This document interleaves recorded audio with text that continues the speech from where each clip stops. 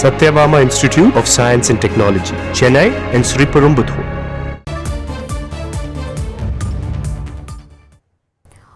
Online விளையாட்டில் அரசு விதித்திருந்த விதிமுறை செல்லும் என்று சென்னை உயர்நீதிமன்றம் உத்தரவு பிறப்பித்திருக்கிறது. அண்மை செய்தியாக பார்த்து கொண்டிருக்கிறோம். விவரங்களை செய்தியாளர் சுரேஷ் வழங்கிட நாம் கேட்கலாம். சுரேஷ், வணக்கம். தொடர்ந்து இந்த வழக்கு தொடர்பான தகவல்களை பகிர்ந்துக்கோங்க. வணக்கம்.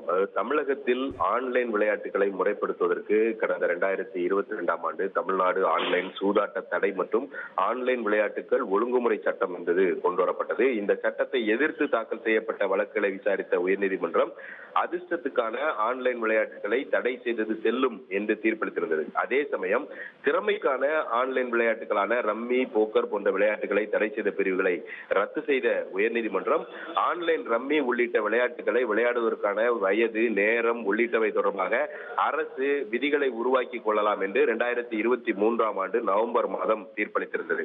இந்த தீர்ப்பின் அடிப்படையில் இந்த சட்டத்தில் ஆன்லைன் விளையாட்டுகளை ஒழுங்குபடுத்துவதற்கான விதிகளை வகுத்து பிப்ரவரி 14ஆம் தேதி தமிழக அரசு அரசிதழில் அறிவிப்பு வெளியிட்டது. அந்த அறிவிப்புல ஆன்லைன் விளையாட்டுகளை விளையாட ஆதார் இணைப்பை கட்டாயமாக்கியும் நள்ளிரவு 12 மணி முதல் அதிகாலை 5 மணி வரைக்கும் விளையாட்டுக்கு யாரையும் அனுமதிக்க கூடாது என்ற ஒரு நேர கட்டுப்பாடு விதித்தும் அந்த அறிவிப்பானது வெளியிடப்பட்டது.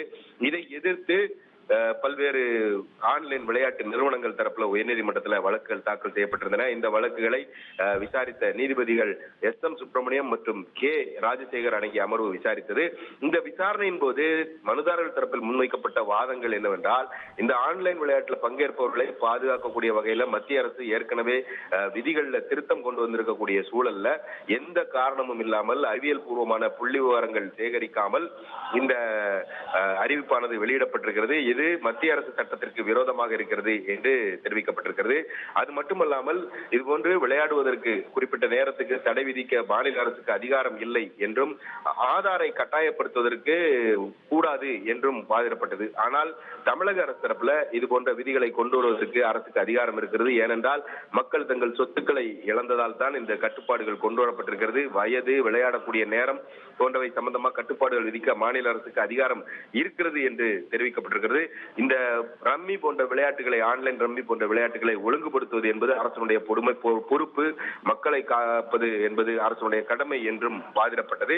அரசு தரப்பினுடைய இந்த வாதங்களை ஏற்றுக்கொண்ட நீதிபதிகள் இந்த வழக்குகளை தள்ளுபடி செய்து தமிழக அரசு அறிவித்திருக்கக்கூடிய அந்த கட்டுப்பாட்டு விதிகளை உறுதி செய்து தீர்ப்பளித்திருக்கிறது. தகவல்களுக்கு நன்றி Suresh. Satyabama Institute of Science and Technology, Chennai and Sriperumbudur.